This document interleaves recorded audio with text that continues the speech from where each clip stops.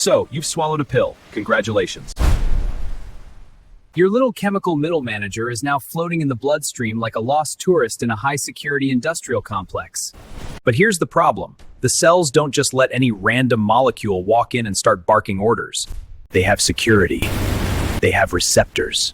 If you want to change how the factory works, you have to talk to the guards. But here's the kicker. Some guards will give you the keys in milliseconds, and others will make you wait 3 weeks for a signature. Today, we're meeting the 4 families of receptors. The fast, the complicated, the hands-on, and the ones that change your literal blueprints. If you don't know which guard you're talking to, you're not a clinician. You're just a guy throwing chemical pebbles at a skyscraper. First up, type 1, the Ionotropic Receptors. These are the Ligand-Gated Ion Channels. These guys are the trigger-happy interns of the factory. They don't have time for meetings or paperwork. You, the drug, bind to the outside, the gate swings open, and a flood of ions rushes in. Time elapsed? Milliseconds. This is how your nerves fire. This is how GABA shuts your brain up after a long day, or why nicotinic receptors make your muscles twitch. It's fast, it's loud, and it's the closest thing the body has to an instant gratification button. Then we have type 2, G-protein coupled receptors, GPCRs. Or as I like to call them, the Three Stooges. These guards are the ultimate bureaucrats. They don't actually do anything themselves.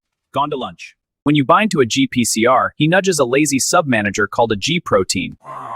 That G-protein then has to crawl over and wake up an effector, usually an enzyme like adenyl cyclase. This triggers a chain of second messengers like CAMP or IP3. It takes seconds to minutes. It's a game of molecular telephone. But because this system is so middle management heavy, it's incredibly easy to tweak. This is why 70% of all drugs target this department. If you're taking a beta blocker or an opioid, you're stuck in this line at the DMV. Next is type 3, Enzyme-Linked Receptors, the Kinase-Linked foreman. These guys aren't just guards, they're hands-on workers. When a drug like insulin binds to the outside, the receptor literally changes its physical shape on the inside and starts acting as an enzyme. It starts a phosphorylation cascade,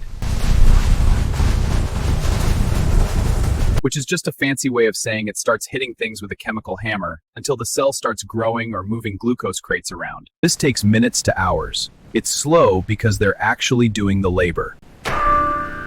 Finally, we have the reclusive type 4, nuclear receptors, the CEO in the basement.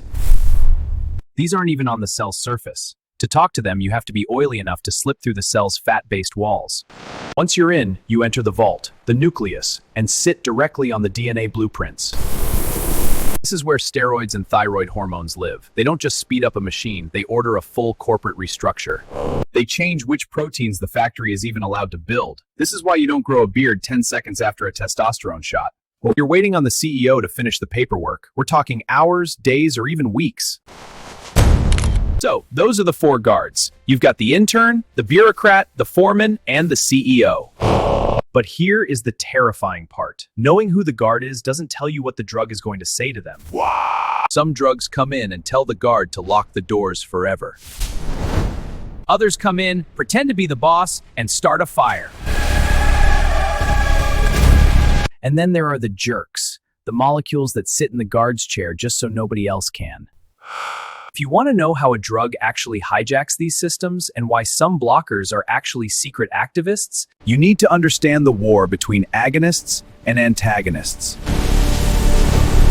Trust me, you don't want to be the guy who brings a CEO drug to a milliseconds emergency. I'll see you in the next one.